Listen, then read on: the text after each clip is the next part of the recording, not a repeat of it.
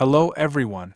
In this video, I'll show you how to fix the black square that appears behind folder icons in Windows 11 and Windows 10. As you can see, the folder icon is displaying with a black square in the background. This issue is often caused by a corrupted custom folder icon. Let's fix it. First, locate the folder that is showing the black square. Right-click on the affected folder and select Properties. In the Properties window, click on the Customize tab.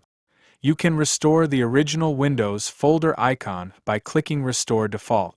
Now click Apply and then click OK. The folder icon should immediately return to the default Windows folder icon, and the black square behind it should disappear.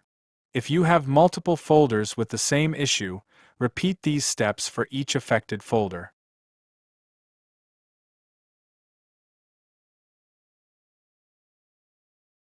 That's it. Your folder icons should now display normally without the black square. Thanks for watching. Don't forget to like, share, and subscribe for more Windows tips and fixes.